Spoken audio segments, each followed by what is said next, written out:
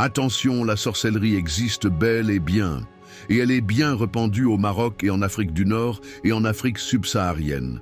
Commençons. À Casablanca, une famille préparait depuis des mois un mariage grandiose. La salle des fêtes avait été décorée avec soin, des centaines d'invités étaient présents. Les musiciens jouaient, les femmes dansaient, les plats traditionnels se succédaient. Tout semblait parfait, une nuit d'amour et de célébration. Mais dans l'ombre, un secret se tramait.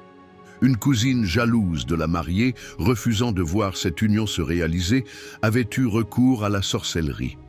Quelques jours avant la cérémonie, elle s'était rendue chez une voyante. Elle avait payé cher pour un sort destiné à briser le mariage.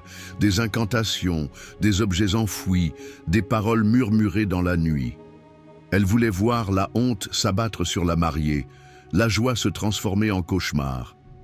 Et ce soir-là, le poison du doute commença à s'infiltrer. Dès l'arrivée de la mariée, vêtue de sa plus belle takchita, des murmures parcoururent la salle. Certains invités disaient l'avoir vue chanceler. D'autres affirmaient qu'elle avait le regard perdu. Le marié lui-même remarqua ses mains tremblantes. Les musiciens s'arrêtèrent un instant, troublés par une tension étrange. Puis vinrent les premiers incidents. Une coupe se brisa sans raison, une lampe explosa au plafond, projetant des éclats sur la piste de danse.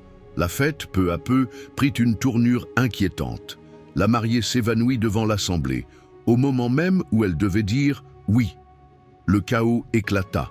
Les femmes hurlaient, les enfants pleuraient. Certains invités parlèrent de mauvais œil, d'autres juraient avoir senti une odeur étrange flotter dans la salle. Le marié, affolé, tenta de réveiller sa femme, mais ses yeux restaient fermés, son corps inerte.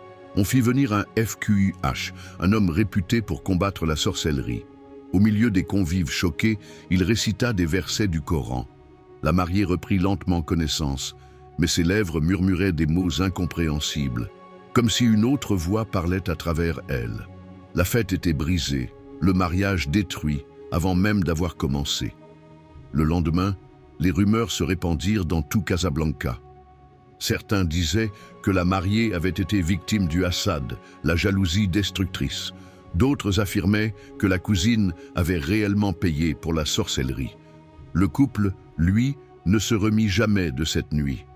L'union prévue pour être une bénédiction resta marquée comme un cauchemar gravé dans les mémoires. Et vous, qu'auriez-vous fait? À bientôt pour de nouvelles histoires choc.